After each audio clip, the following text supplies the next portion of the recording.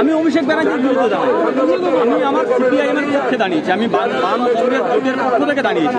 আমি তৃণমূলের বিরুদ্ধে দাঁড়াই, বরঞ্চ তৃণমূলের বিরুদ্ধে মানুষ দাঁড়িয়ে আছে, বিজেপির বিরুদ্ধে মানুষ দাঁড়িয়ে আছে। কারণ যেভাবে মানুষ মারার নীতি, যেভাবে মানুষের গণতন্ত্রকে এরা শেষ করেছে, কথা বলতে পারছে না, তার বিরুদ্ধে মানুষ ঐক্যবদ্ধ হচ্ছে।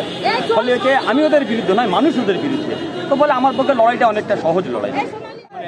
নোংরামোর চরম সীমাতে রাজ্যে পৌঁছে গেছে। আগে রাজ্যপালের সঙ্গে কাবি খুশি কাবি কাম হতো। কোন ভিডিও ফেক, কোন ভিডিও আসল তো আমরা বুঝতে পারছি না। এ বলে আমায় যাক, ও বলে আমায় যাক।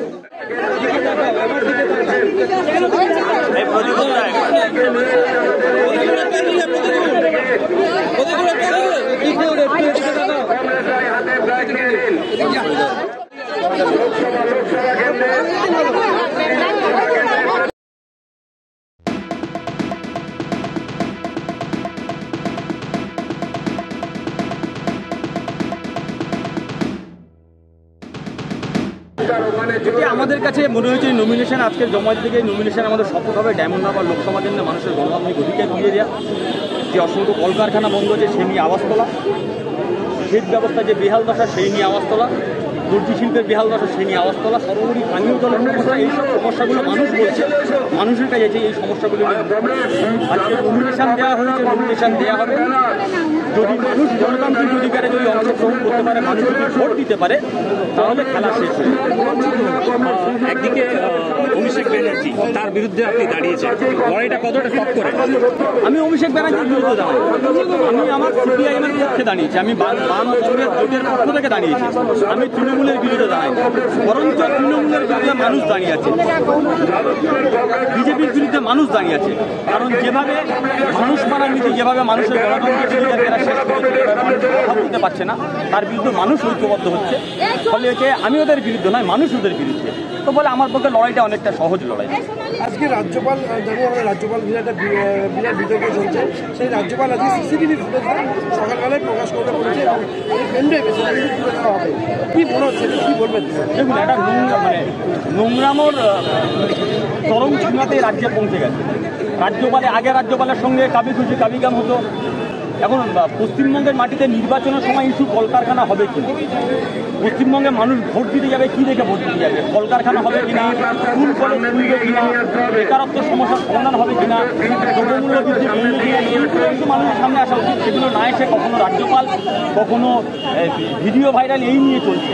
ফলে তার বিরুদ্ধে দাঁড়িয়ে আমাদের বিকল্প নীতির লড়াই। এটা তো নীতির লড়াই, রাজনীতি। এই বিকল্প নীতির লড়াই, রুটি কাপড়া মাকান, স্বাস্থ্য শিক্ষা, বাসস্থান, এই নিয়ে আমাদের লড়াই। আমরা মানুষের কাছে এই নিয়ে যাচ্ছি।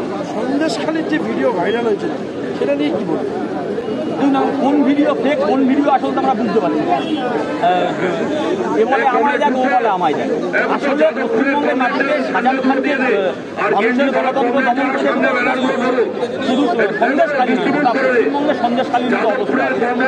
বিজেপি সেখানে বিজেপি বলছে কটা, এটা আমরা স্পষ্টভাবে প্রতিদিন দেখছি। বিজেপি তৃণমূলের কটা নোংরামো, এর বিরুদ্ধে আমরা মাকান আমাদের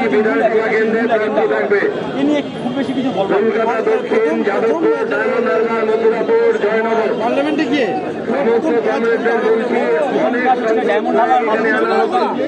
প্রথম কাজ হচ্ছে ডায়মন্ড হাওয়া মানুষের গণতান্ত্রিক অধিকার ফেরানোর ব্যবস্থা করা, পার্লামেন্টে খাওয়া দাওয়া।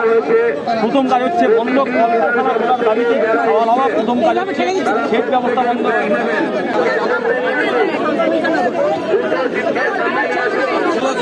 আমরা বলি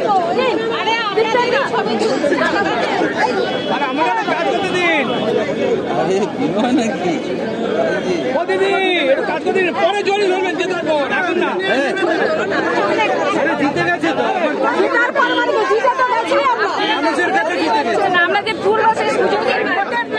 প্লিজ চুরি করবেন না। একজন কন্টেন্ট ক্রিয়েটার অত্যন্ত কষ্ট করে তার কাজকে এগিয়ে নিয়েছে, তাই তার কাজকে সাপোর্ট করুন, তার কাজকে ভালোবাসুন, কিন্তু তার কাজ নিজের চ্যানেলে তুলে দেবেন না। কারণ জানবেন, পাইরেসি কিন্তু একটা অত্যন্ত দণ্ডনীয় অপরাধ। আপনারা দেখছেন আওয়াজ, রোজকারের হক কথা। For more updates about Awaaz, please subscribe our YouTube channel Rajshekhar thali.